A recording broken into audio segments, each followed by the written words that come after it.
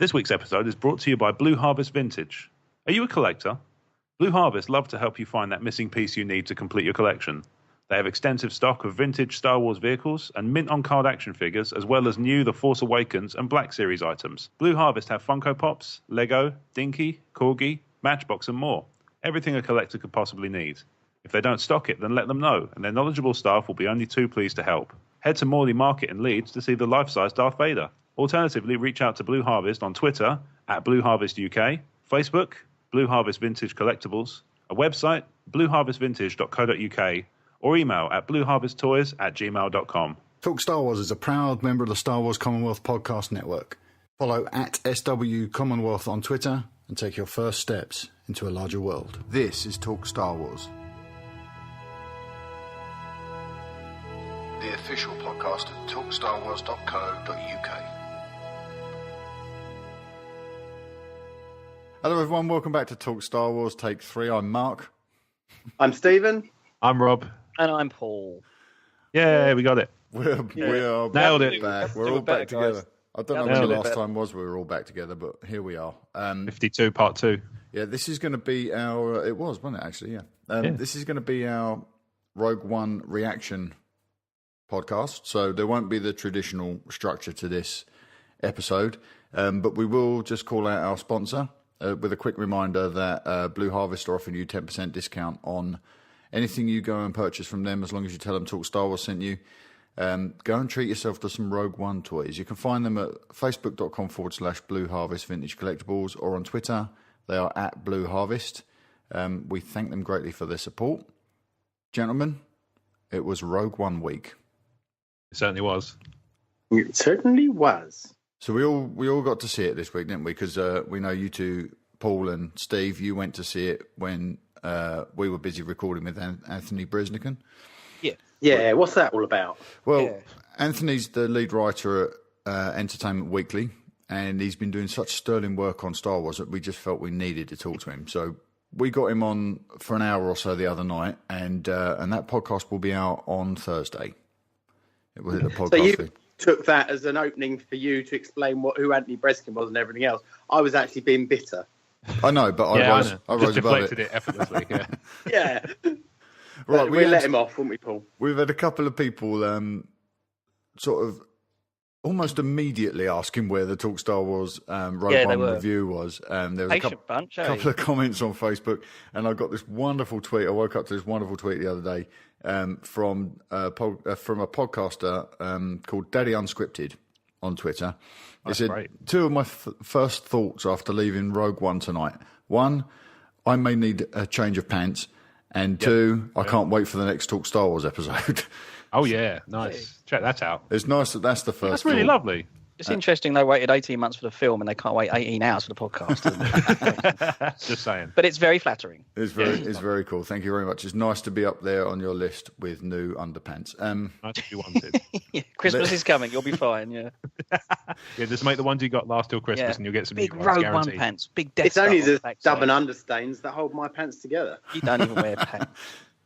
It's your small thermal exhaust port, Steve. This is going to be a bit.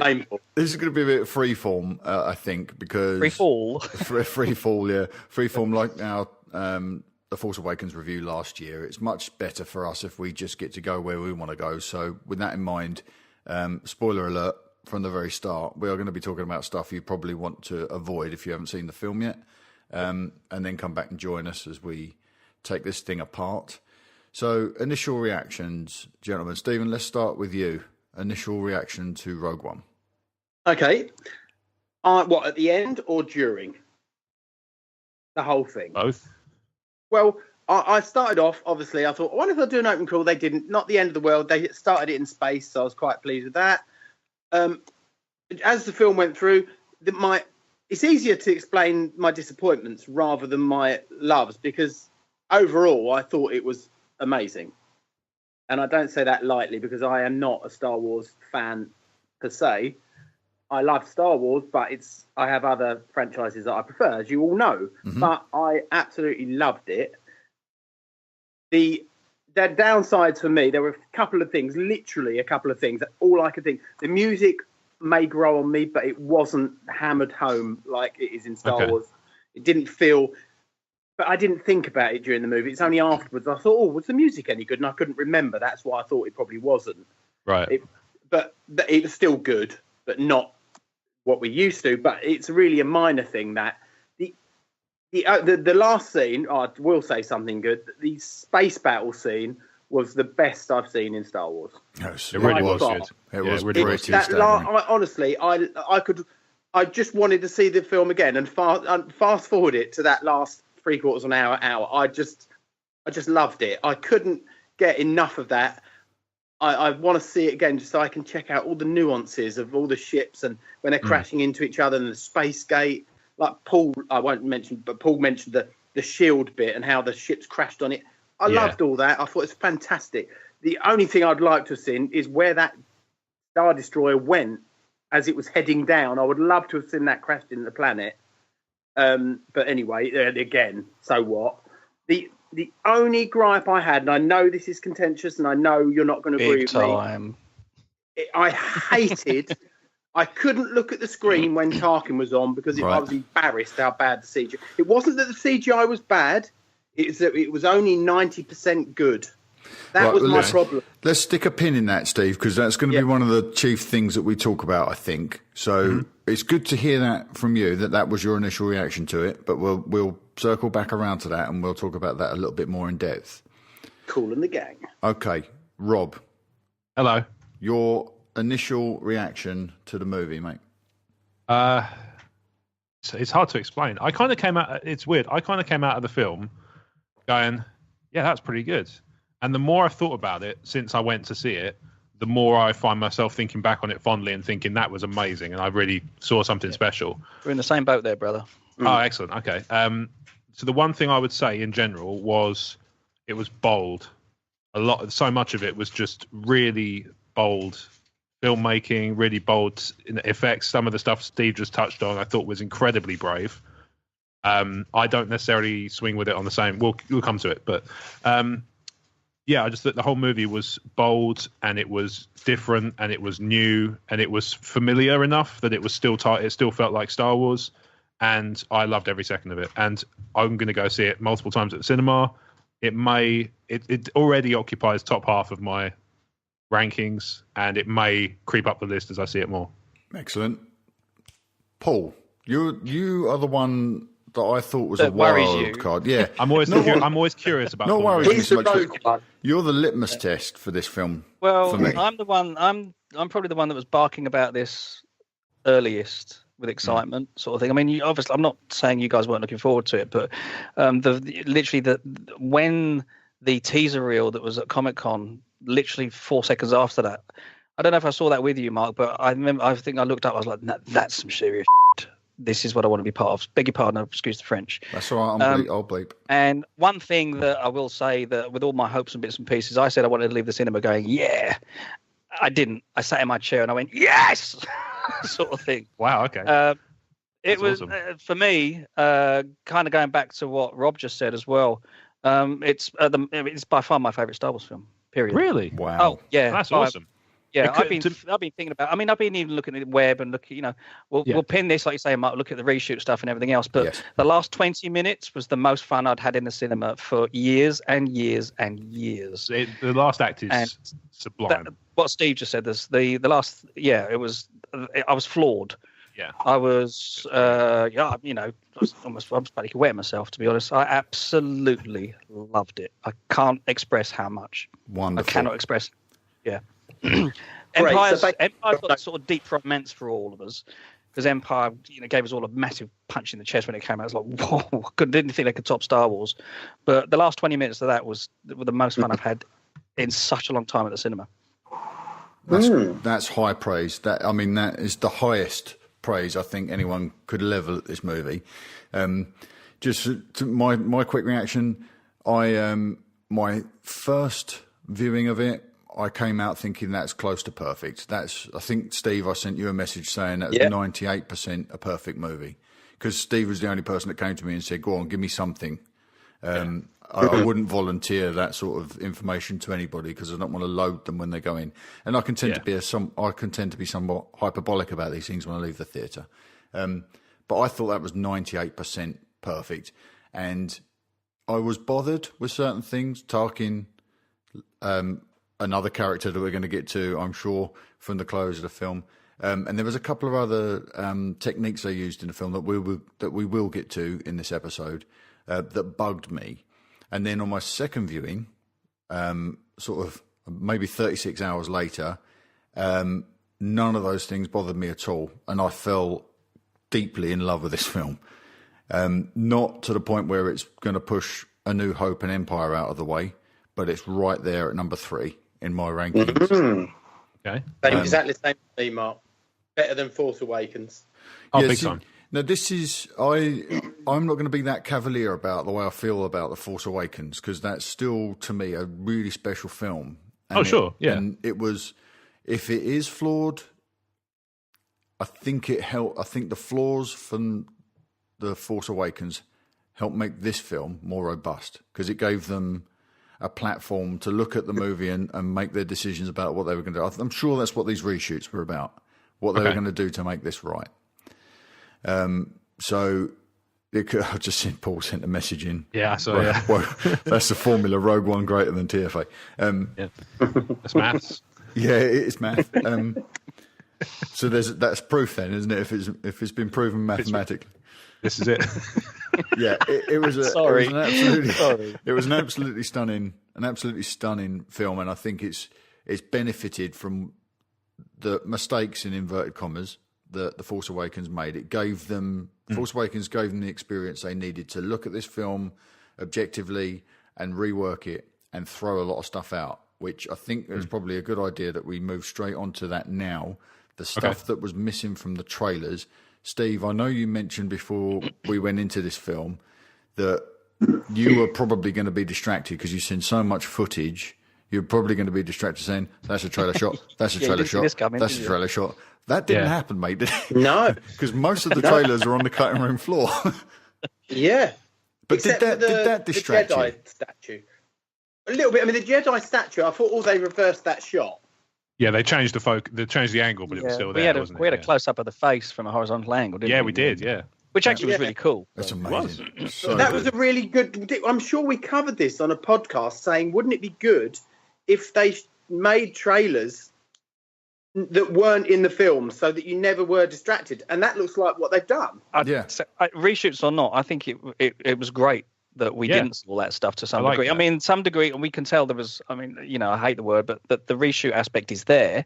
We know that because of certain elements. But at the same time, if I'm going to get stuff in future that gives me a taster for the film that isn't necessarily there, brilliant, bring it on, no problem. Yeah, totally. Yeah, as long as it does what this did, and I don't know whether it was intentional, but everything we saw in the trailer, it still communicated the tone that's in the film exactly, proper. Yeah.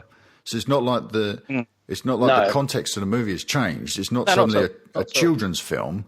It's still this bold, hard movie. Shall I tell you what I loved, Mark? Go for it. And I've just realised it. It was perfect distraction from what really happened, because at the end of the film, I thought, right, well, she's going to get in a ship and go the Force is with us and fly off. And that was in the trailer. Like, she's leaning out of a ship at one point, isn't she? In an open-sided ship. And I was trying to picture that. I can't remember in what trailer I saw it. Okay. And there was that ship at the end of the gantry that never was in there. The TIE fighter, yeah. The TIE fighter. I thought that's what she's going to get on that. Yeah. Or she's going to get away. And then, whoa, they're dead. It's like, oh, my God, that's awesome. Yeah. They've totally made me a different story that I couldn't put together from the trailers. Mm-hmm. We did discuss some of this stuff, specifically the TIE fighters. We discussed with Anthony Bresnikan the other day the reshoots and what motivated them, and specifically we discussed the TIE fighter scene. So I won't spoil what's coming in that podcast, but there's some insightful comments in there about what drove them to make those changes. It's very interesting. I've got an idea. I'm a million miles off the mark, but I've got an idea. Go for it. No, I won't go for it now. No, throw it out there, Paul. Go on. No, okay. Go for it. I thought that was going to be her heroic demise, basically. Oh, okay. But I think they decided, hang on a minute, we've got a tangible. It wasn't a love story, but we've got a tangible bonding here between these two. Yeah. And as much as I said, don't give me the Blackadder ending, the way those two sort of said goodbye in total triumph, sort of thing, I thought was beyond beautiful. I mean, it was almost a watery eye moment. I thought that was just phenomenal. It was a little bit deep impact, with the father and the daughter on the beach, sort of, but I didn't care. That's the point. I mean, I'm now being the TFA fanboy because I'm going to just sit here and say I don't care. It was brilliant. I don't. And care. they didn't kiss. Thank God. No, I know. No, that's good. It was a point where there were points where that might have happened, and I thought, okay, well, I thought it would happen in the lift. I was like, please, no, don't go there, and they didn't. So yeah, I wouldn't. I thought the Sci-Fi was her demise. Actually, it wouldn't have bothered me. I don't think that much, but I think it was I think it's nice that they don't have to do that. They can still tell the compelling story without doing that. I thought that was good. Yeah, I agree. I agree with you completely. But they weren't particularly friends, but they did have a mutual respect for each other. We know that. I mean, let's be honest. He had a different agenda, didn't he? Yeah, very much. We'll get to that thing. in a second. Yeah. The whole Jin thing. I'd written my spoiler review, which is up on the site, and one of the things I put in the end was that Jin's effect on the people around her was profound, and that will make her a lasting Star Wars hero, even though she's not going to be on screen again. I can't imagine a way that would work. But she had a profound effect on those as well. And I said, if we talked about the fact that they're only in one film, but can they leave that mark? And I said, absolutely. If they're written correctly, if they've got the correct context applied to them, these guys will be as immortal as anybody else. And yeah, I mean, obviously it's the newest film and so on, but you're not going to forget those characters ever. No, you're not going to forget them, especially the new Laurel and Hardy. The names have gone. Beg your pardon. The blind guy. They were wonderful. So yeah, they were great. I have one point on that, but I think we'll come to it later. On another note, I'm not sure 2-3 hours is going to be enough to talk about this, guys. Well, let's just get to a couple of things. And Rob, you kind of alluded to the whole to Cassian and that scene in the alleyway, and the morally grey nature of the rebellion. Do you want to make a couple of comments on that, mate? Yeah, I thought that was incredible. It speaks to that kind of bold approach, and I loved it. I thought it was awesome that they had this guy who was basically a bit of a git in some ways, and that they're kind of, it makes more sense. It just makes sense that the rebellion wouldn't just be pure and virtuous and everything, because they're going to have to resort. Yeah, they're going to have to resort. Can't make non-bit without breaking some eggs, can you? Exactly. What's also good is I liked the fact that there were factions within the rebellion who were kind of opposing each other because of the methods, and it makes perfect sense that these things, like Saw's faction, were much more prone to violence and destruction than some of the others, and I thought that was great, because you would have that if it's kind of a We went down the fundamentalist route a little bit more, didn't we? Yeah, they even refer to him as an extremist, don't they? Yeah, I love that. I thought it was brilliant. Yeah, it was good. Because I was thinking for a second, has he just knocked that bloke out or stunned him or something? Yeah. Because you don't see it, do you? Shot him in the side. But he was basically weighing up that if he gets caught, it's probably all over. Yeah, exactly. Because that guy knows where Yavin is and what the plans are. He basically just went, circle of life, bang. Yeah. Which I thought was awesome. I thought that was really cool. I loved it, yeah. I mean, how much was... We were really worried that Disney were going to dumb it down. Maybe it was darker, or maybe it was lighter. Well, apparently it was much darker, wasn't it? I think it was a bit too dark. There's been some effort to tone down Jin, to make Jin less brash, less cocky, just by lifting elements out of the film. I don't think they had to do too much in terms of rewriting. No. But the impression I'm getting from what I'm reading online is that Jin was initially trying to work her way into the rebellion, trying to prove herself, and then that's been altered so that they have to bring her in to get to Galen. So at the time, Cassian was more of a recruiter and less of a spy. But in the version that we get, he's more of a spy. And then we see him committing those deeds, like in that scene in the alleyway. But I really like the juxtaposition of the boots on the ground rebellion doing these bloody deeds, and then you've got the Mon Mothma and a group of elitists who are these. They're almost cowardly, aren't they? When you see those other senators that say, "No, this is enough. Pull the plug on the alliance because it's just getting too heavy." But they're all there in their lovely robes. They're not seeing what's really going on, and I like that juxtaposition. That will be something that affects my viewing of A New Hope. Now that I know that there are these two sides to the Rebel Alliance. Yeah. So what do we make of K2SO? Oh, he was great, wasn't he? He was really cool, and what a way to go! Well, that was the thing, wasn't it? Like Mark, you were saying like you were really hoping he was the one to sort of do the final delivery, as it were. Yeah, I was really hoping that would happen. Yeah, we got a really heroic finish, and it was superb. It was heartbreaking, and especially Cassian's reaction. Yeah, when he realised what happened. Yeah, it was awesome. I just thought it was brilliant.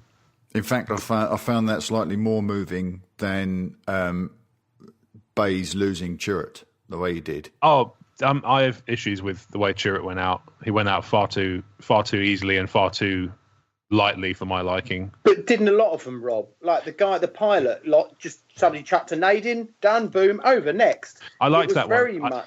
I liked that happens in war. That one made, he was like, he'd just done this thing he needed to successfully do. And then it's like, oh, psych. And that's true of all of them. Every one of these heroes that leaves, they complete their... Not only do they complete their responsibilities to the narrative, to the story we're enjoying, but they complete their own personal objectives. And for Riz Ahmed's Bodi Rook, who was a standout, Riz Ahmed, I've never seen him better, and I've seen him in some great stuff. He was really good, yeah. He was absolutely incredible. And I'm glad they gave him that arc of redemption. It's a deeply personal redemption that Galen had affected him in such a way that he knew he had to stand up and change. He needed to be heard. And once he'd completed that, he left the story. Major league sacrifices on display here. And that's true for all of these characters, even K2SO. Once he'd completed his mission, which was his complete devotion to Cassian, and he left the story. That stuff is just devastating. It's heartbreaking in a way that Star Wars has never done. George's Star Wars would never have done that. No, we get the I think they'll be looking at this film when it's successful, which it's going to be. I think it's going to give Force Awakens a run for its money. But I think they'll be looking at this film and going, you know what? Maybe this is the way we need to go. I hope so. It's like across the board, make it dark, but so that children can still watch it, but adults can pick up on that darkness. Well, that's the reason Empire is still everyone's favourite film, kind of, though, isn't it? We appreciated there can be a darker element allowed in, and it doesn't have to bring us down. It can actually bring out a different kind of a set of emotions from us that we naturally sort of side towards. And a lot of people kind of like that. I can't quite describe it. It's like you're okay with an angry downer sort of situation because you're like, what's going to happen next? What's going to happen next? And all you see is Luke with his arm around Leia at the end. You're like, right, now they're kicking us off. So having that drop is absolutely fine because then you're anticipating, oh Christ, what's coming next? Comeuppance. And you have to wonder. I'm wondering if they might be doing some very minor rejigs with Episode 8 already because they're like, there's a formula here that we can keep retapping. So fine, bring it on. That's a really important point, actually, Paul. And the way you reference Empire is really important because Rogue One scratches an itch Empire will never be able to address, and that is, and that's purely because Empire's stuck in Act 2, because it's a part of the trilogy. It can't resolve anything. You can't sacrifice your main character, which we see in Rogue One. And you have to leave the story open. You can plunge into that darkness, which is a thing we all respond to because we all like that. That's why we like roller coasters, isn't it? That's because we like that risk in a controlled environment. So we're watching our proxies on screen go through hell in Empire, but we don't get any resolution because it's stuck in Act 2, the middle part of the trilogy. That's a good point. With Rogue One, it's able to give us the darkness, and it rockets through Act 2, its own Act 2. Because it's, at hyperspeed, because it's racing to the to the third act conclusion, and that's what we get, and that's why we leave. Paul, that's probably why you've left so satisfied, is it because you got to plunge into that darkness, see all the risks, see the cost. You see all these hats laid on the ground, and then we iris out to the director credit, and that film is done. That, if anything, will inform a Star Wars stories going forward. It might not be able to affect Episode 8 so much, because that too is going to be stuck in Act 2 because it's the middle part of a trilogy. Yeah. So they may not be able to perform it and get away with it in our next Star Wars movie. But I'm very excited for these standalones now if they're all going to follow this template. Yeah, I mean, I'm not sure. We were talking about this on the way home. One of the reasons why this was such a powerful movie is because you knew how it was going to end it, and you knew what happened before, and it was like a perfect jigsaw piece that slotted into it, and it completed the puzzle. But I'm not sure if they can do that again to that level with something like a total standalone that's not only standalone in the actors that are playing the parts, but also the story. And I'm not sure they're going to be able to fit it in as well as this one did. I'm happily be proved wrong. I think this was like a perfect moment to get something like this together. It's interesting, Steve, that you mention it as a jigsaw puzzle piece, because I saw a comment on a friend's social media that really summed it up for me. He said, if you think of the original trilogy like a hand, Rogue One is a perfectly fitting glove, because it ties everything together nicely and it all works. Yeah, definitely. I'm not sure it all works. Okay. So can we let's get into our own Act 2 now and get into the dark stuff, because there are a few elements that left a bad taste in my mouth. And I'll run through them quickly, and then we can jump on them and tear them apart if you like. Okay. The lack of the opening crawl, I don't think that was necessary. I think they could have done it perfectly well, and the film still have an identity of its own. So removing the opening crawl just to give it its own identity was not necessary. Okay. I'm not sure I liked the cold open and then that awful title card, and then we're back into the story proper. I thought that transition was incredibly clumsy. I missed the wipes. I'm not crazy about the locations in the lower left corner of the screen. I think you needed those in the first act because it was all over because this is what we speculated, wasn't it? We said the reason there's rumours of title cards for locations, and we said that's probably because we're going to be jumping all over the place. And in the first act, we really, really were. Really was breaking. And I think without those, we'd have been going, what the hell? But there were a couple missing. There were a couple missing. There were, and that, true. I don't know why. Like, they didn't title Lamu at the start, the first planet that we arrive on in the cold open. Yeah, but that could be stylistic, couldn't it? Like it's meant to be, the ones that aren't on the title cards are not common knowledge. Possibly. They're sort of stuff that's kind of clandestine and hidden away. But then you'd think Wabani, the Imperial prison planet, would be one that would qualify. We're only there for a heartbeat. And did we not do that one? I thought we did that one. Wabani was on screen, but I didn't have a title card. It did have a title card. Oh, I see. But you would think when you look at Mustafar and Vader's castle, that wasn't titled. No. Yeah. So why the mystery? Because that's a prequel planet, we know. Mm-hmm. So there's bits like that. There's some of the CG work on the as I'm calling the reincarnated characters. And I had an issue. I don't have issues with this anymore, but with Red Leader and Gold Leader with the recycled footage. Oh, I really like that. Now, I didn't know that was recycled. They must have done it so well that I didn't see. Yes, I thought it called attention to itself, but I think what they did.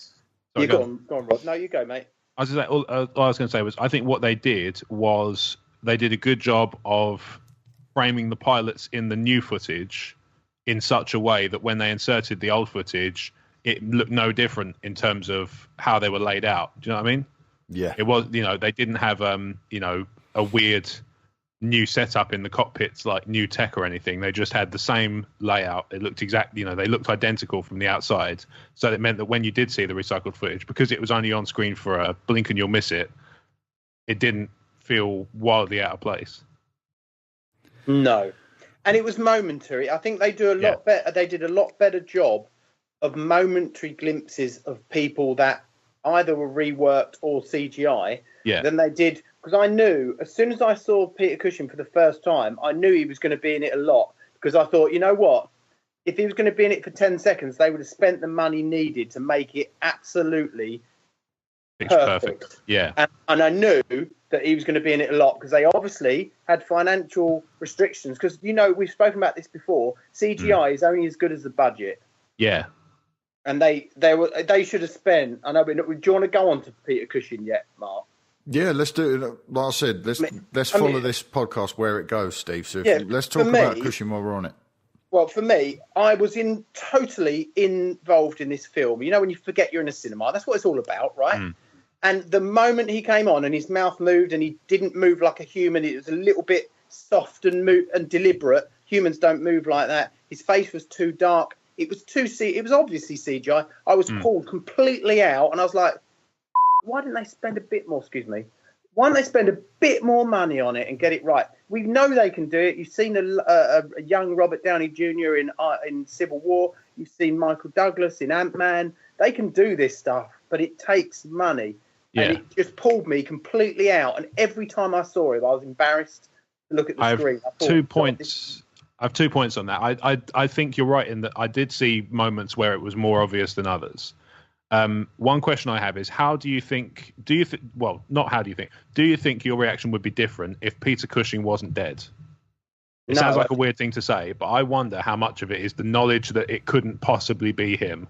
No, not Whereas at all. with Leia, you know, you could have Carrie in that space and then overlay her with the CG stuff, and she could still do all the sort of physical acting in the way she would have done it. Whereas with Peter Cushing, you don't have that. I never thought okay. It's just a curiosity I have, because that was something I wondered about in regards to my own interpretation. I just thought he didn't look like a human. It wasn't really Peter Cushing. He didn't look like a person. Well, we know, that's what I'm saying. We know that. When you look at someone move, they jerk. People don't move in soft, fluid motions, and the mouth, it just didn't work. And you know, it's that uncanny valley thing again. It just didn't. I didn't think it was a human being. He reminded me of one of the Senate CGI characters. I can't remember which one in the prequels. I know it was a tall blue alien. It reminded me of that. Okay, right. It was unfinished. We had this conversation. Sorry, Rob. We had this conversation the other evening, and I was quite surprised to hear that that many people are reacting the way you are, Steve. Because my reaction, even though I'll admit it pulled me out of the movie for just a second when he was on screen. I'm glad they introduced him with the reflection, and they kind of gently eased him on. So if he'd have just rocked up, smash cut to Peter Cushing's face, I think I would have been pushed back. But because they teased it in the way they did, I was much more receptive to it, and I was just grinning from ear to ear. I thought, this is fantastic. That is actually Tarkin I'm seeing on screen. And the only thing that bothered me was his height a little bit, but the physical, the look of his face, that digital mask is the thing I've been calling it. This digital mask they put on actually gave me a performance that I was consumed by. And even on the second viewing, when you should think that I would be even more critical with more time looking at it and less time concentrating on the story, I was more sold on it. And I didn't see the flaws that I might have pointed out in the first viewing. I was completely lost in it. Mm-hmm. So I'm surprised it's getting the sort of criticism that it's getting. I appreciate it's not 100% there. I'm not sure we'll ever get 100% there. No, well, we will, because you've only got to get a timeline back from 20 years ago to 10 years ago to now. They're going to get there. It's just we're not. I think we're too well equipped to sort of take these things apart, Steve, especially with human faces. We're too clever. Sorry, Paul, I cut you off. What was you going to say, mate? No, I was just going to say, in reaction to that, Steve, if you say we're going to get there, that means we're not there yet. Why are you expecting so much? Well, because you can get there if you put the money in. And they've totally shown that, and even James Cameron has said it, that the more time you invest in a CGI character, the better it looks. And I think they said, right, that's it. We can't keep going with this. That's as good as we're going to get. And you can keep going because we know they can do it. And and maybe you're right to a degree. Maybe that was the limit that they could get. Maybe it wasn't Was it ILM? Yes, I would have been. I would have thought. Maybe they're not. Always. Yeah. Yeah. Well, maybe it's not as good as Peter Jackson's. The W word, the little insect, Weta. You know, they are the ones that are doing the best CGI faces, aren't they? Because we've seen them before. Yeah, but they're stylised. They're hyper stylised, though, Steve. Yeah, you're not asked to register those as human. You're not asked to just accept them as actual people, and that's what they were asking us in this movie, to accept him as an actual person. And yeah, once I would that, rather see an actor doing it at this point. Maybe we're not there with CG. It would have been an actor, I think, and then they probably would have overlaid the CG on top. Look at Mon Mothma. You weren't pulled out because she didn't look like the original. Yeah, but person. You need somebody who looks identical to Peter Cushing in that case, because you've got it's about 20 minutes difference. Yeah, very different 20 minutes. That's why you couldn't get away with it with Leia. I really want to make a comment in a second about the 4 separate techniques they used to bring characters to life in this movie. But Paul, let's get your take on Tarkin. Well, bizarrely, you're going to laugh at this. I was very, very, very anti-CGI. Yes, indeed. Yeah, and I can't tell you the smile that went across my face when I saw the reflection and then he turned round. Really? I'm the other side of the universe from Steve. I loved every single second of Tarkin, like an 8-year-old boy. I was totally captivated. Oh, that's awesome. I didn't care after about 3 seconds. I completely fell in love with what they did, and I wanted to see a lot more of him. Yeah, the performance was staggering, wasn't it? I thought it was beautiful. With your eyes closed, I agree with you. I do. Well, I think the performance. As a couple of points, I thought the voice was amazing. Yes, very much so. That was on the money. That's Guy Henry, right? Yeah. Oh, was it Guy Henry? I think it's Guy Henry. Yeah. Oh, okay. Yeah, that was fantastic. But it was the other bit for me. Yeah. But I appreciate what Paul's saying. It was a very good job. It was just that 10%, and that 10% is what matters. See, my theory on this, Steve, is that I actually think that we will never truly get to 100% because I see it as an exponential curve. So I see it as, we're going to make these bold strides, and the closer and closer we get to photorealistic, we're not going to quite get there, and it's going to become more and more obvious that we're not there as time goes on and technology gets better. I've seen this in like video games, and obviously they improve these graphics. And again, you can look back at 20 years ago and see this vast gulf in the quality of graphics that are possible, but they never truly get it. And what would have worked? And you've made me think of something there, Rob. All right. I think whether you're right or wrong, I don't know. I hope not. I hope we do get there. No, of course. I'd love to be wrong.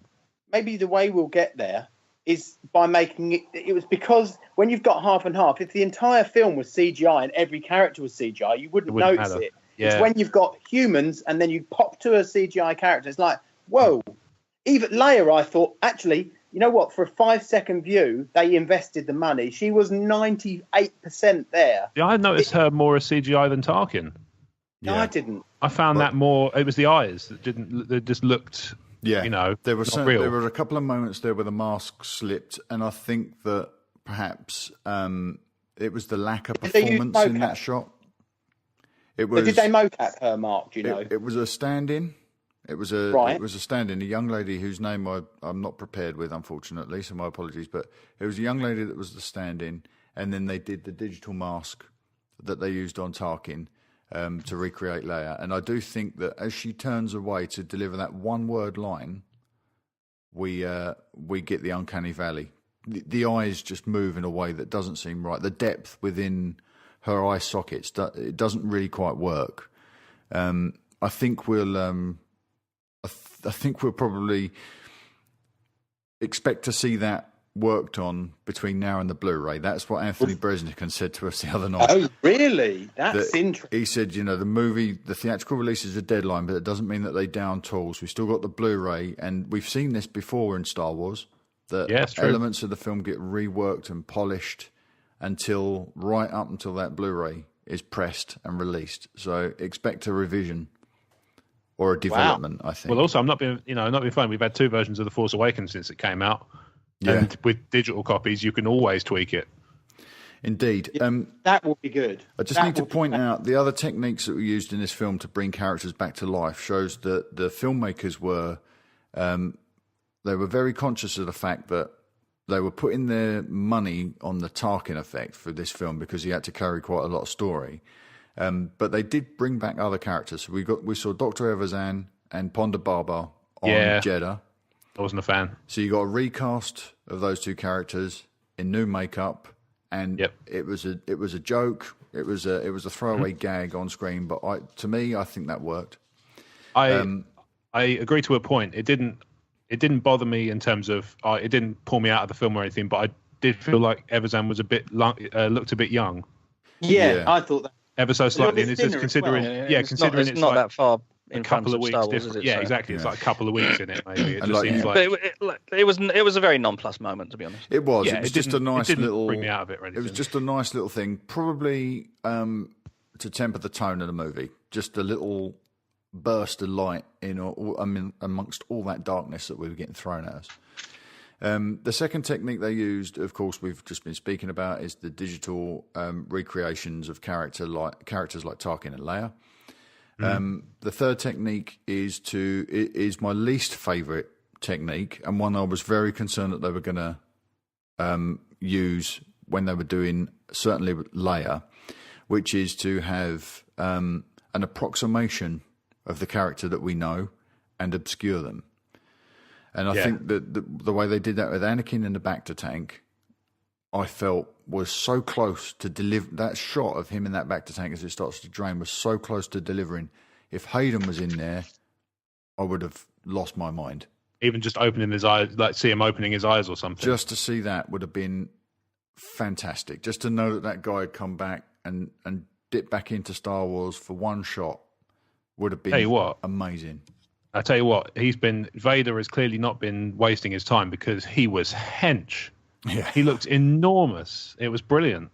Yeah, he was buff, wasn't he? Yeah, he looked proper buff. I was amazed. How did that happen? I was thinking that bloke. I know he was harmless. If steroids, of course. The final technique for bringing back the characters we touched on previously, which is to recycle footage. I believe that the footage of Gold Leader and Red Leader that was used in this movie was actually from alternate takes that didn't make the cut of A New Hope. I think I'd be interested to go frame by frame, because I think it's a mix of both. Yeah, and there's definitely, certainly with Gold Leader, I think I saw an element from A New Hope where he uses the call sign Red 5, which was one of my favourite throwaway gags in this movie. Yeah, I love that. Was someone freeing up the call sign Red 5. I thought that was great. Snuffing it, yeah. So it was clear that the filmmakers knew what their options were in this movie, and they used everything, to great effect, even if it was the cheat of obscuring Anakin in that Bacta tank. If you'd like to support what we do here at Talk Star Wars, you can do so by becoming a TSW sponsor. For as little as £1 per month, given securely via PayPal, you can help us keep the lights on here at TSW. When you become a TSW sponsor, we will elevate you to VIP status. As a TSW VIP, you'll get access to an exclusive stream that provides you with fun downloads like HD wallpapers for your desktop, tablet and mobile device, ringtones and text alerts courtesy of our very own audio Jedi at Rob Wade Vision. You'll also receive a monthly newsletter with news about what's going on here at Talk Star Wars, and you'll get a priority release of the new Star Wars audio commentary series called TSW Feature Comms. All this for as little as £1 per month. Head to talkstarwars.co.uk/support and become a TSW sponsor today, and the Force will be with you always. So I have one final point on the Tarkin CG. Yeah, go for it. Which is that is part of the reason I call the film bold, is because it would have been very easy to just have him looking out the window the whole scene, not even daring to turn around and talk to Krenek. And, it would have still worked in the storyline capacity because they don't get along. Which is what I thought they were going to give us, to be honest. Yeah. But I'm so glad they turned him round and they actually had him walking around and delivering dialogue. Me too. Stuff. Yeah. Because that's the only way. Bold gestures are the only way things get done, I think maybe I'll get closer. I don't think I'll ever be truly happy with it. Maybe they'll improve it on the Blu-ray, but maybe a second run for me will... I won't be so, oh my God, what have they done? Why doesn't it work? My brain was trying... It wasn't even me. My brain was trying desperately to see 100% Tarkin and get back in the film. And the more I thought about it, the worse it got. The reaction you had to Tarkin, Steve, I had exactly the same reaction on my first viewing to Gold Leader and Red Leader. As soon as those scenes popped up, I thought, oh, why have they done that? That's really I love cheap. that too. And I loved it. But the second time, I was completely on board with it, and I thought, no, this is great, and it really works. And in fact, and it makes sense. It's wonderful to see those guys and see that continuity through to the next film. It makes sense. Why would they not be there? I wouldn't change it, even despite what I've just said. I still, like you say, I still think they made the right move, and I like the fact they tried desperately. I just would love if they improved that for the Blu-ray. No one will be happier. I'll actually buy a Blu-ray. Wow. Steve, you just said you wouldn't change it, so that's given me a really interesting question to ask. What about this movie would you change if you could change anything? Paul, let's start with you, because you've been very positive so far, and I want to try and tease a little dark out of you. It's really, really hard to know what I would change. I can almost not answer that, but I can tell you what I would like to have seen still, but it looks like the reshoots didn't allow for that. I really wanted to see them running down the beach with a hard drive in their hands. Yeah. I wanted to see the stormtroopers knee deep in blue water. Yeah, that stuff. I wanted to go down that avenue. Now, I've got to be honest, though, as the story rolled along, even waiting for those snippets, I didn't remember not missing them afterwards. That's the thing. Yeah. Because they did such a beautiful job of weaving the last 20 minutes of that film together. I seriously, I was like a kid in the candy shop. I just sat there just bubbling and loving and whatever. Mm-hmm. And so it's only when I came out, then I did remember what I didn't see. And it was like, oh yeah, didn't see that. Oh, well, never mind, move along, sort of thing. Because they did such a good job otherwise. But what I would change, I don't know. I mean, I don't know. Very, very quick rewind. Like you say, the Leia CGI wasn't particularly great. And I actually would have been happy if we saw her from behind and she takes it. She didn't have to turn around. Tiny thing. When she did, fine. Didn't really work for me, but there you go. I didn't care. But I did love the line. And I did actually like the way they actually made the attempt to make that beautiful, seamless approach. I was, but if she hadn't turned around, I'd have been fine with that as well. But changing anything? No, I enjoyed it too much. Rob, any changes you would make? It just as a side thing, just the fact that you're saying this stuff, Paul, makes me so happy. It really, really does. Let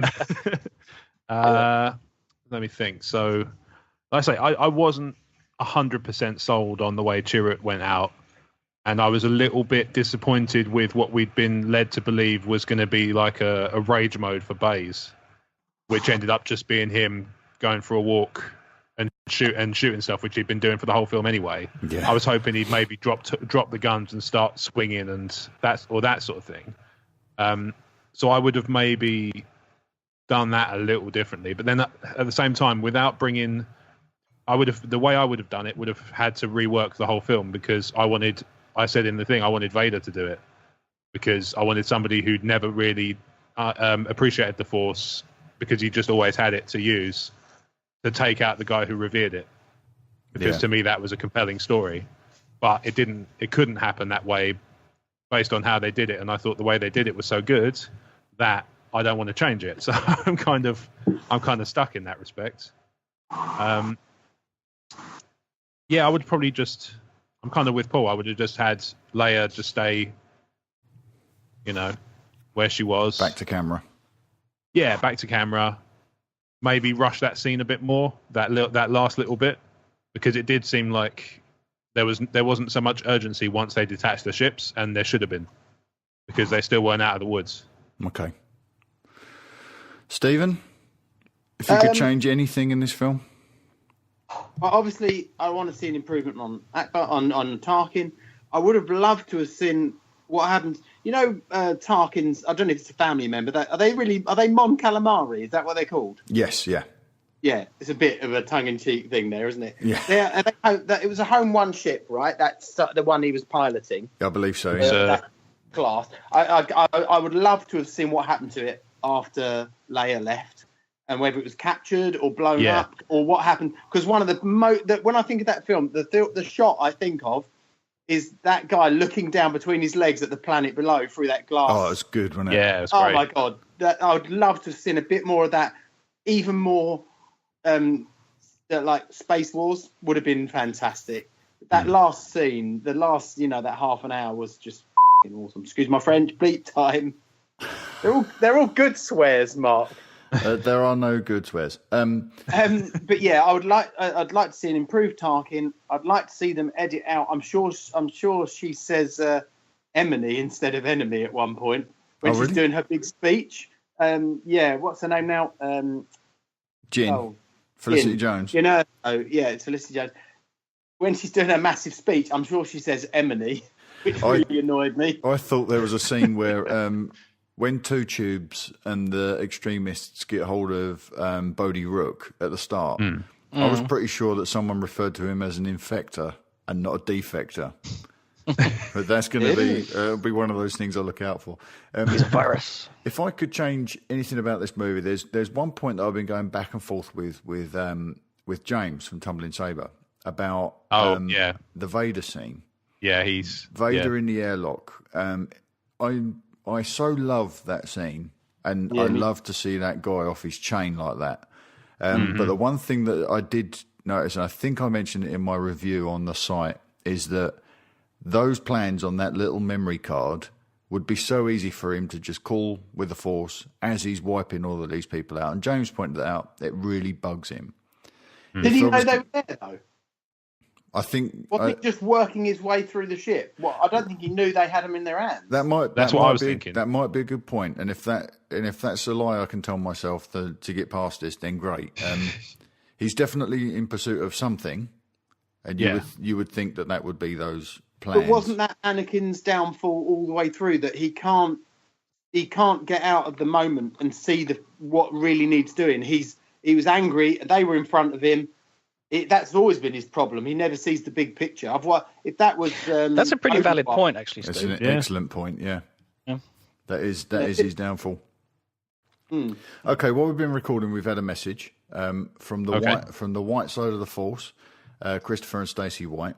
So I'm just going to read out what Stacey's written there. She's put, greetings, Mark and the TSW crew. Hello. This is Stacey White. Hello. And here are some of my rambling reactions to Rogue One. There'll be spoilers. Right. That's all right. Yep. We're in a spoiler-filled episode. We let our son skip school to watch Rogue One. How wonderful is it to have a new Star Wars movie? That's good education, though, isn't it? How wonderful is it to have a new Star Wars movie be a part of our family's Christmas tradition? So wonderful. Just a marvellous time to be a Star Wars fan. Couldn't agree more. After the movie, we visited our local comic book store, and I walked in to see a section and saw a K2SO figure. I started crying again. Chris then saw me and brought this figure home. 3 standout moments from Stacey. 1, Chirrut was exactly what I wanted. Loved every scene he was in. 2, Bodi's death hit me hard, which was unexpected. Yep, that's and fair. 3, Vader. Simply Vader. Yeah. I really enjoyed the characters. I feel conflicted about potentially not seeing them again in movies. That feels like such a shame. I thought that as well. That's something that when Cassian and Jin left, I thought it was a bit of a pity. The movie had a few odd beats to it, indeed. I am emotionally exhausted, cried out, not sure that is a feeling I want to have from my Star Wars movie. May the Force be with you always. I think that there's some catharsis at the end of this film, and maybe after a couple more viewings, when it's like I said about The Force Awakens last year, we had to get used to watching a new film, a film we didn't know how it ended. A film that was the first act of a trilogy, so there is no resolution. We have to learn to watch that film. With this film, you get all 3 acts. I think we have to learn to take the bitter and the sweet together here. Maybe that exhaustion isn't what you're looking for in a Star Wars movie, but it does end poignantly with a lot of hope. I think that's great. So thanks for that message, Stacey. I'm glad I'm glad you seem to enjoy the movie. It's important to have those downer moments, though, because it shows how much things meant to you. Yeah, for sure. In a nutshell. With K2SO. Say again? It gives it a lot of weight, doesn't it? Yeah. But at the same time, you might even remember something you weren't aware of. It's like K2SO, as we were trundling along, I was growing a little more fond of him. But at the end, it's like, oh, man, what? That took me by surprise. I knew everyone was going to die at that point. Yeah. When they take down that one, Yeah, it starts to like... When they take the only light out. Here we go. I think we're all on the same page with Vader. I thought his scenes were fantastic. Oh, I loved it. I mean, like that one on the fiery planet, which I can't Mustafar. I thought that was insightful. But I'd tell you, the only thing I wanted to ask Cannon and Ball here is that, and that's you, Rob Cannon. Oh, okay. Is that were his eyes burgundy, or was that? Why aren't they black? No, the lenses. Yeah. Not in A New Hope. No, they were amber. Right. So they've never seen that before. Very, very diligent about recreating. That's why they brought Brian Muir back. Yes. They very, very diligently recreated the exact costume from the original movie, right down to the tabards being over the shoulder armor. What do we make of these castle on Mustafar then? That was awesome. You got the castle on Mustafar, the Bacta tank. Yep. We know now who the guy kneeling is. We know that Vader's got Imperial Guards of his own. So what did we make of that whole scene? Did that work? Up until one really final point. Up until the last line he delivered, which was a pun. Yeah. And it didn't kind of jar too much because, Darth Vader has a sort of dark sense of humor. Obviously, the apology accepted Captain Needa line from Empire Strikes Back. But it took me out of it for a brief second. I was just like, what? No, hang on. And then I kind of, it bothered me less as the film went on. Did you notice, I think there may have been something in there, Rob, that will give you, that will reframe that moment for you slightly. Okay. Did you notice Krennic's reaction as Vader walked away? Yeah, he was sort of almost smirking, wasn't he? So what does that tell you? Because to me, I read that as, well, I've got Vader on side. Yeah, he thought that was the case. That's that's the way I took it. Yeah. So that he thought the power game was going in his direction again. Yes, because I think he would see that was a reveal to him that Tarkin and Vader are not aligned in any way here, and he can draw on Vader as a resource and an ally. It's also possible that maybe Vader with his other hand was just giving him a more familiar handshake, kind of. Yeah. While we're on the subject, Brett, can I throw something out there about Krenek? Yes, please do. Yeah. And upset Rob. Like, I was thinking about how he died like a bit of a bitch. Right. There was nothing to that scene. I thought that was brilliant. But no, all the characters died like that, so that's fine. Yeah. Is there scope that he actually survived and got something picked him up last minute? No, I doubt it. And I'll tell you why. Rob, you'll probably back me up on this one. This pays off on Catalyst completely. Yes. Because in that book, you definitely see the competition between Krenek and Tarkin. Yep. And that extends into this movie. You can see sort of Tarkin maneuvers. He plays events so that he can take control of the Death Star project. And that doesn't sit well with Krenek. And I think that whole Krennic's demise, he realizes at that point that Tarkin's pulled the trigger and he's lost. Yeah, no, I totally agree. Yeah, that's why I liked it. Killed by his own weapon and killed by the guy who happens to be rattling that particular saber at that moment. Yes, agreed. I loved Krenek. I thought he was, I thought my kind of man crush was entirely justified based on the movie. He was awesome in that, Ben Mendelsohn. Yeah. He had a really good subtlety about him as well. As much as he was forceful, he was really, really cool, and it's hard to describe. He was so delicately hard. Yeah, exactly. Yeah, that's a good way of putting it. Yeah. He's very good. He's like a dangerous steel.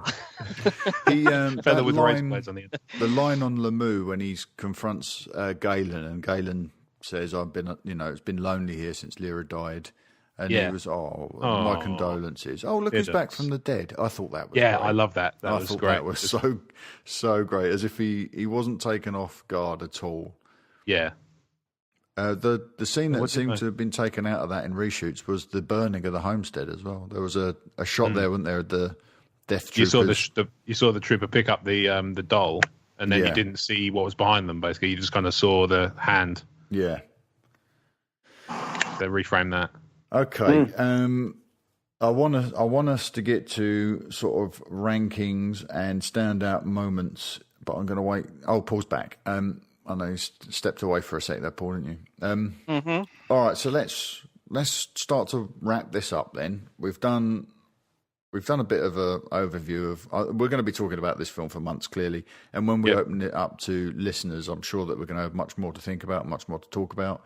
But let's just do a round of favourite moments. What did you take away from this movie that will stay with you more than anything else? Paul, can we start with you? So much, actually. I've become a complete living contradiction of everything, all my fears, hopes, and goodness knows what. I said to you, I was like really keen to let's go back to the good old-fashioned Star Wars space battle, and I wanted it to be simplistic and so on. But I stared at that in awe, the whole bit with the gate. And this is what Steve was alluding to earlier. I loved the bit where the X-Wing hit the gate, and rather than they talk about vaporize and you're going to go into a black void, this poor guy goes skidding across it on bad ice skates. Like ice. It's so good. That is so cool. That was amazing. And then the bit is like, let's call up a blockade runner or whatever he called it. And it's like, what? The hammerhead. Yeah, and I did go, what? Oh, that's so. Oh man, what are they doing? Sort of thing. And then we've seen the whole Death Star. Not Death Star. We've seen the Star Destroyer situation before, and I've never been a fan of the way they sink in space. Things don't really sink in space, not really. But the way they maneuvered this guy into the other one and they ripped the gate apart, I was like, that's so cool. And by that point, I was almost wetting myself anyway. So that was great. I got seriously, Mark, so many high points when they hit Jeddah. That slow tsunami of rock. Tsunami of rock is a good way of putting it. That coming towards them was great. And Krennic's reaction. Yeah. Oh, yeah. Oh, it's beautiful. Yeah, it's beautiful. And he meant it. That is a bad guy. He's just a bad guy. He really meant it, sort of thing. Rob, that's a bad guy. Yeah. Yeah, Rob. Yeah. Anyway, Rob, you lose. But again, little bits. It's like the way we lost people. I said I didn't want long, dragged out bits, and they didn't drag it out too much. No, that's true. I said this is war. You know, so in the real battlefield, soldiers don't really get much time to say goodbye, and they probably want to, and so on and so forth. And but I've not been a soldier; I don't know the truth, but I get that feeling sometimes that's the case. So, with some of the situations, it was an abrupt ending for them, and I appreciated it, and I took it on board for that because I was like, this is a war sort of thing. But the two of them sitting sort of, like sort of casually on the beach, watching the sunset. Oh, and by the way, we're going to be obliterated in a few minutes. That was extremely touching, and I thought it was a beautiful farewell, and also kind of a hell of a way to put the finger up, if you like, give them the bird. Yeah, no argument there. It's like, regardless of what is happening to us now, we've done something for the good. Everything's going to be fine. And they've even got a little subtle smile on their faces, sort of thing, as they stare at this thing coming in. And I was completely overwhelmed at that point, to be honest. Good call. Yeah. I just thought about one little bugbear, one question I asked as we left the cinema. The opening scene. Yeah. Why did they park so far away from the house? I wondered if maybe I wish they'd explained it in dialogue, because I have a feeling that there's some reason. Is it something to do with the moisture farm? I don't know. But I don't know whether he's doing some, because he's probably doing some energy research still. So maybe he's set up some sort of, Maybe they need to set. Maybe they need. Fancy the walk. There is the case that it just looks cool. Been in space for ages. Yeah. But it gave them time. It gave the troops time to fan out and get a really good idea of what they were walking into. And if they'd landed just on the doorstep, they could have been caught in a crossfire. True. So there's probably tic tacs to it. But I like the idea that they did it. We've heard Vader say that before, haven't we? You came out of hyperspace too early, or too close to the system. Yeah, too close to the. Yeah. So, Rob, anyway, your takeaways from this movie, mate. Your main takeaway. If the future of Star Wars stories is to this standard, I'm on board 100%, and they can try as much as they can do as much as they want, and I'm on board for whatever they want to try. This film was bold. It was different. It was new but familiar. Everything I was hoping for, we got in spades. It was awesome. Brilliant. So you're now behind the spin-off idea completely. I was anyway, but I'm doubly behind it now. I think that's apart from being a good standalone film, that's what this thing had to do. That was its job. It was to set its stall out and sell us on this whole prospect of a Star Wars story. That said, as much as this is a standalone film, it weaves in beautifully, and it is almost part of the saga, mate. To be honest, it is part of the saga. Well, I've seen people saying it's 3.5. Steve, you've been saying I called it 3.9, didn't I? 3.9 is a good word for it. Steve's been calling it 3.5 for ever since it was announced, and it does work like that. And I think that even with the Han Solo film, even it's much more removed. I think there will still be a lot of this stuff where we'll see the tendrils of the Skywalker saga as they wriggle through the story, because the Empire is still going to be a fixture. It's going to be, this is the landscape that we're in. So instead of this being the story we're being told, it's the landscape that we're in as the other stories are being told. And I welcome that, like you, Rob. Sorry, go on, Rob. No, I have a question on that. Do you think that we were talking about how we didn't think it was going to do as well as Force Awakens because there's not as much hype around it. Do you think that will change once word gets out that it's really, really, really, really, really good? Yes. I think that actually people... I mean, I was kind of thinking to myself... I mean, I saw Force Awakens at the cinema 4 times at the end. Yeah. And I actually probably burned myself out, if I'm honest, on the first... Because I saw them all in the first week. Oh, yeah, that's a bit too much, yeah. Yeah, so I'm wondering if I'm now more likely to go and see Rogue One more because it surprised me so pleasantly in terms of just how good it was. Yes. And you are a fan, and I think that's probably true for me as well. But for the casual moviegoer, I think they will definitely pay attention to this. They'll definitely pay attention to the reaction. And I said last week, I felt that we were probably looking at a $200 million opening weekend. I think now that might be a bit conservative. And that was a reaction to the conservative predictions that it might only do 130. I think that it was 33 in the first day, wasn't it? It's done 33 and it's set a record. Was that on the preview day, actually? 33 on the preview day. 33 on the preview day. Set a record for preview days. And it looks like it's on for top 15 for opening weekend with where it is at the moment. So I've put a widget on the site that will keep track of on the Rogue One page, it will keep track of the box office. But I feel quite comfortable with the $200 million opening weekend prediction, but that may be a little bit conservative. I think it's a slow burner, personally. I think this one will linger for longer. I don't think it's going to have the same kind of explosive appeal of Force Awakens, but I think it's going to be a slow burn. I think it's going to do very, very well. Maybe not to the same degree as Force Awakens, but I actually don't think it's going to be as far-fetched for it to kind of run up along. I think it'd probably hit $1 billion. Well, it's going to take the Asian markets in a way that The Force Awakens didn't, because of Donnie Yen and Zhang Wen's presence. It will do money in the Asian markets. That's true. Alone. That's very true. Anyway, we've gotten sidetracked. Steve, your main takeaway from this movie, mate? Sounds shallow, but the space gate battle. Great. When I get this film, I'm going to fast forward it to the last half hour, just watch that first, and then watch it all again. I do watch a lot of films. I go back and rewatch certain scenes from films, so I do understand. Yeah, that battle was just perfect. All the different X-wings and the Blue Squadron and the detail with the ships and the home ships and the Mon Calamari character, just fantastic. Loved it. And it weaved in perfectly with the land battle below, and you could see both. Like, that's what I loved. You're looking through the gate onto the land battle below. It's very much like Jedi, isn't it, in that respect? Yeah, definitely. My takeaways from this film are, I'm also going to sneak in a little retraction. A little while ago, I made some remarks about the story group and how I felt that they failed to deliver by tying all of these disparate elements together through comic books, movies, games, and TV shows and everything. This film proves that I was wrong. This film does a great job of pulling everything together. It pulled story elements in from Tarkin. It pulled story elements in from Catalyst.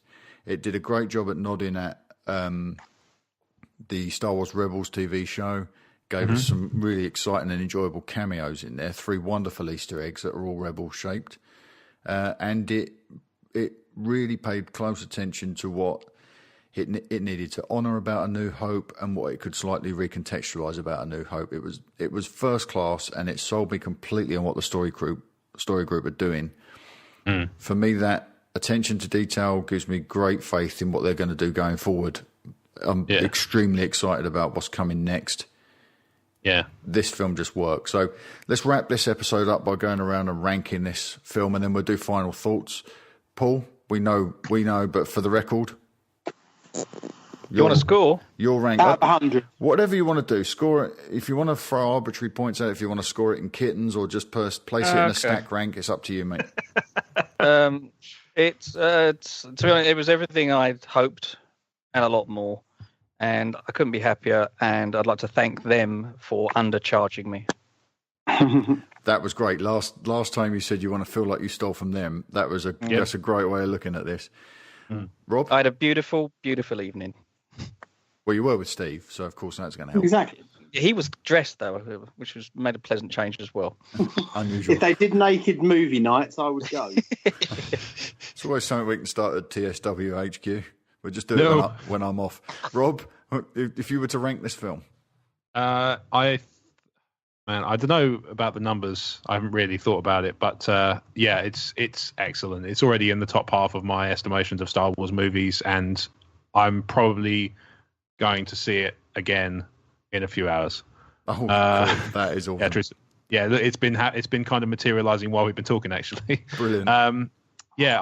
I think it's excellent. I think like I say, I'm on board for everything they want to do with taking risks and trying things to see what sticks. I will happily watch anything they produce, and I have high hopes for the future of the Star Wars story standalones. Great stuff, Stephen. You can rank this however you want. Seeing as Empire is a solid 9 out of 10, and I like this as much as Empire, and possibly will like it more the second time and onwards from there when you build a relationship with the story. I've got to put it on a par with that, 9 out of 10. Perfect. All right. Nice. When I left, I made a sly little in-joke when I left my first screen, and I said that this was SW0608 out of Rogue One, because I don't like to stack rank, but I do like to give little insider hints. I don't know what that call sign was all about yet, but I like it. This is my third favourite Star Wars film. This has rocketed up to sit just under The Empire Strikes Back. I think this is close to perfect. And if I didn't have such emotional ties to A New Hope and Empire, this might become... We've all got that problem. Favourite. That's why we're really having trouble judging this. Yeah, so, I am so in love with it. And I want to take my lead from you, actually, Paul. And I'd just like to thank Gareth Edwards for delivering such a solid movie. And in amongst a storm of criticism around reshoots and everything people were questioning about this guy's ability, he's managed to laser focus on this thing and deliver an incredible film, let alone an incredible Star Wars film. This is an incredible film. 98% perfect. 2% terrible. Not terrible. 2%. If that Tarkin thing wasn't being met with such dubious criticism, criticism, and if the Leia thing had been a little bit more reliable, I would have given it 100%, I think. I would have said it was 10 out of 10, perfect, but there's always going to be something. And maybe that little thing with the Vader getting that memory stick, I don't know, but it's close to it. Paul, you just mentioned about the reshoots. So should we do a separate pod about the reshoots? Yeah. When we've had a chance to do a bit of research into that was a kind of a reactionary question based on the last 5 minutes, and I'll go into more depth on that offline. Okay. All right, then. Well, let's wrap this up then. So thank you very much for listening to this Rogue One reaction episode of Talk Star Wars. If you'd like to leave us a review, then head to iTunes. If you give us a 5-star review, we'll Ron Burgundy that thing and read whatever you write in there as long as it's clean.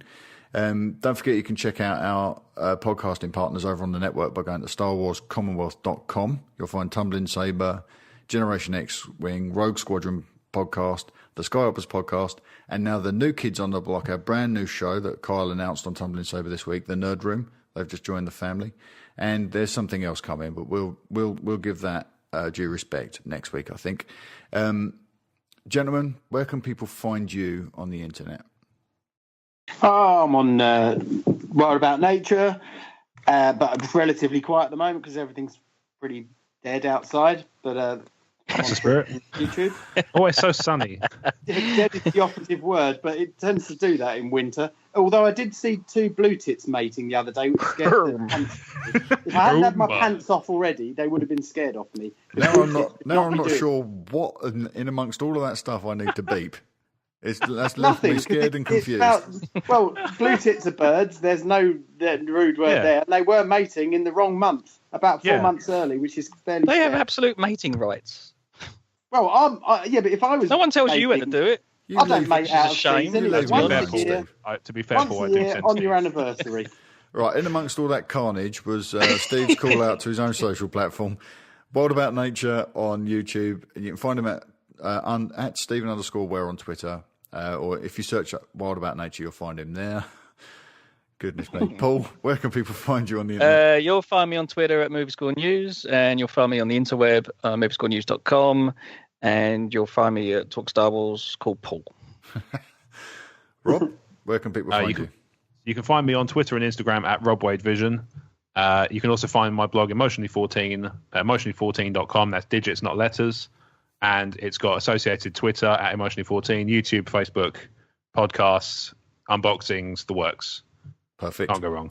You'll find everything I do at talkstarwars.co.uk, and I'm on Twitter at talkstarwars. If you want to send us questions or comments, you can do so by emailing them to talkstarwarsinfo@gmail.com. It's talkstarwarsinfo@gmail.com. You can iMessage us there as well. We will be back. I think we'll be back before Christmas, depending on our recording schedule. We've got to work that out. Maybe you'll get us on. Maybe you'll get something on Boxing Day. And by the silence I'm met with, we're going to have to really try and work our schedules out. All right. We will see you guys next time, whenever that is. Cheers, guys. Be good to each other. It's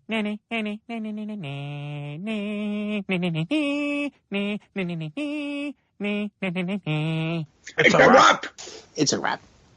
I've now started the 3rd recording, so if you want to start rambling about other weird now's probably the time. No swearing, Steve. Oh, yeah, that's fine. Thank you. Yeah, only because I'm upstairs and might get a bit late. What was that? Oh, I blew a bit of cat hair off the mic. Okay, we ready then? Yep. Hello, everyone. Welcome back to Talk Star Wars. I'm Mark. Steve, that's you, mate. I'm Rob. Back on form then. Let's do it again, Mark. Go again. Sorry. Hello, everyone. Welcome. I missed it. I tried to hit mute. I missed.